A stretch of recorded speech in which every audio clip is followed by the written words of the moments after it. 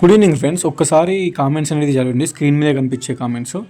ఇంతకుముందుకే UMS గురించి ఒక video పెట్టిన, దాని కింద వచ్చిన కామెంట్స్ నార్మల్గా ఎవరో ఒక స్టూడెంట్ నేను చెప్పినా అని సికింద్రాబాద్ పీజీ కాలేజీలో జాయిన్ అయినా అని చెప్పింది. ఇంకో కామెంట్ ఉంది యాక్చువల్గా, ఇది బాయో గర్లో కూడా తెలియదు, ఎవరో పెట్టారు కామెంట్స్.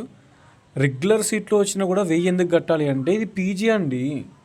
సీరియస్లీ ఏ యూనివర్సిటీ అయినా కూడా అడ్మిషన్ ఫీజు అనేది అడుగుతుంది. అది కోర్సును బట్టి రెగ్యులరా, సెల్ఫ్ ఫైనాన్సా, పేమెంటా, దాన్ని బేస్ చేసుకొని 1000 రూపాయల అడ్మిషన్ ఫీజా, 1500 అడ్మిషన్ ఫీజా, 2000 అడ్మిషన్ ఫీజా అని ఉంటుంది. అండ్ ఇంకా నిజాం కాలేజ్లో సంథింగ్ 5000 ఎక్స్ట్రా డెవలప్మెంట్ ఫీజు అని ఏదో తీసుకుంటున్నారు అని అడుగుతున్నారు. ఉస్మానియా మెయిన్ క్యాంపస్లో కానీ, కాకతీయ యూనివర్సిటీస్లో కానీ, అన్ని యూనివర్సిటీస్లో 1000, 2000, 1500 మినిమం అడ్మిషన్ ఫీజు ఇవ్వాల్సిందే. ఓకేనా? సికింద్రాబాద్ పీజీ కాలేజ్లో 1000 తీసుకుంటారన్నారు. నేను చదివిన కాలేజ్ అది గవర్నమెంట్ కాలేజ్, అది సబ్ క్యాంపస్ ఉస్మానియా యూనివర్సిటీకి. అర్థమవుతుందా? ప్రైవేట్ కాలేజెస్ కాదు అవి. యూనివర్సిటీ అడ్మిషన్ ఫీజు తీసుకుంటుంది అంటే ఏమన్నా ప్రైవేట్ కాలేజా? వాళ్ళు ఏమన్నా సొంతంగా లాభం కోసం తీసుకుంటారా? సరే, ఒక ప్రైవేట్ కాలేజీలో డబ్బులు అడుగుతున్నారు, అడ్మిషన్ ఫీజు 5000, 10,000 అంటేనేమో అది వేరు. ఓకే, అడుగుతున్నారా కావచ్చు, మేబీ ప్రైవేట్ కాలేజ్ కదా, వాళ్ళకు బెనిఫిట్ అవుతుందని. ఒక గవర్నమెంట్ కాలేజ్లో Secunderabad PG college Osmania sub campus, అదొక గవర్నమెంట్, మనకి ఉస్మానియా కింద sub campus, constituent college. Osmania main క్యాంపస్లో అడుగుతున్నారు, కాకపోతే యూనివర్సిటీలో అడుగుతున్నారు. అవి ఎందుకు అడుగుతారు admission fee?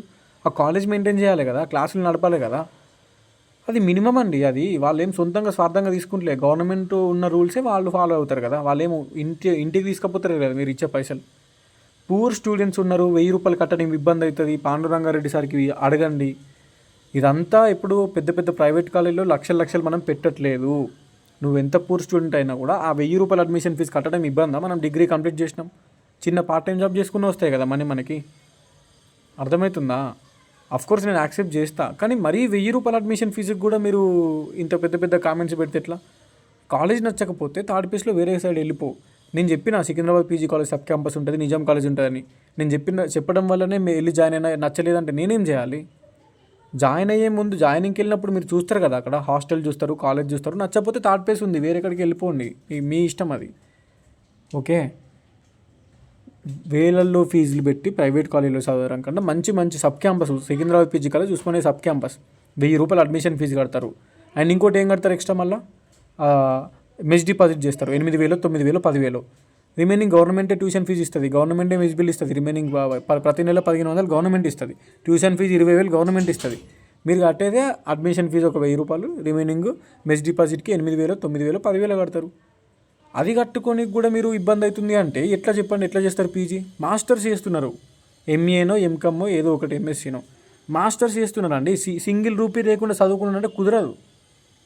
Okay, even government యూనివర్సిటీలో సీట్ వచ్చినా కూడా కట్టాల్సిందే మనీ.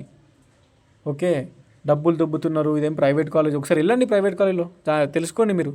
ఒక్కొక్కరు 5000, ఒక్కొక్కరు 10,000 అడుగుతున్నారు అడ్మిషన్ ఫీజు కొన్ని కోర్సెస్కి. ప్రైవేట్ కాలేజెస్ కంపేర్ చేసుకుంటే గవర్నమెంట్ కాలేజెస్, ఉస్మానియా యూనివర్సిటీ కానీ, ఉస్మానియా సబ్ క్యాంపస్ కానీ, వేరే యూనివర్సిటీస్ కానీ, వాళ్ళు ఏదైతే అడ్మిషన్ ఫీజు గవర్నమెంట్ నుంచి వాళ్ళ రూల్స్ ప్రకారం ఉన్నాయో అవే తీసుకుంటారు. అది మీకోసమే. ఓకేనా? కొన్ని కోర్సెస్కి ట్యూషన్ ఫీజు ఎక్కువ ఉంటుంది, అందుకే ఎక్కువ తీసుకుంటారు. అది 5,000 కావచ్చు, 10,000 కావచ్చు. గవర్నమెంట్ నుంచి 20,000 రిలీజ్ అవుతుంది అంతే. రిమైనింగ్ ఫీజు మనమే కట్టాలి కదా కొన్ని కోర్సెస్కి. అందుకే అడుగుతారు వాళ్ళు అడిగేది వాళ్ళ కోసమే కదా, యూనివర్సిటీ కోసమే కదా. చిన్న ఇప్పుడు ఈ ఎవరో కామెంట్ చేసింది కూడా జస్ట్ 1000 రూపాయల కోసమే. 1000 రూపాయలు కూడా కట్టకపోతే ఎట్లా అండి? నాకు అర్థం కాదు. ఎంత పూర్ సిచ్యువేషన్లో ఉన్న 1000 రూపీస్ అనేది అది మనం ఓన్గా సంపాదించుకోవచ్చు. నేను కూడా పీజీలో ఉన్నప్పుడు నేనే ఏదో ఒక విధంగా ఏదో ఒక చిన్న అక్కడ పార్ట్ టైం జాబ్స్ చేసుకుంటూ, పార్ట్ టైం వర్క్ చేసుకుంటూ ఆ 1000, 2000 ఖర్చులు మేము కూడా కట్టినాం మేము అప్పుడు. ఓకే, ఏమన్నా అనుకోండి, ఇట్లా మీరు కాలేజీకి నచ్చలేదు, మీరు చెప్పడం వల్ల కాలేజ్ నచ్చలేదు, పెద్ద దారుణం జరుగుతుంది, అన్యాయం జరుగుతుంది, డబ్బులు దొబ్బుతుంది, దిస్ ఈజ్ నాట్ కరెక్ట్. అది జస్ట్ 1000 రూపాయల అడ్మిషన్ ఫీజు అంతే.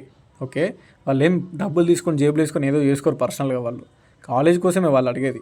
ఆ అడ్మిషన్ ఫీజు 1000 రూపాయలు కూడా కౌంట్ చేస్తారు వాళ్ళు. మీరు పీజీ అయిపోయి వెళ్ళిపోయేటప్పుడు కౌంట్ చేస్తారు ఆ ఫీజు. ఆ 1000 రూపాయలు కౌంట్ చేస్తారు.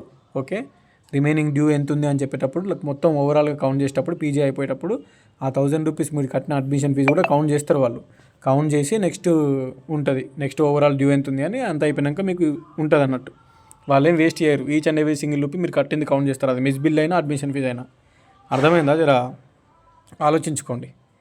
ఓకే, అడ్మిషన్ ఫీజు ఎంత ఉందో అంత కట్టుకొని జాయిన్ అవ్వండి, వేరే ఆప్షన్ లేదు. నచ్చకపోతే థర్డ్ ప్లేస్లో వెళ్ళిపోండి వేరే కాలేజ్కి. అంతేగాని గవర్నమెంట్ యూనివర్సిటీ, గవర్నమెంట్ సబ్ క్యాంపస్లల్లో మీరు ఏదో ఫీల్ అవ్వకండి.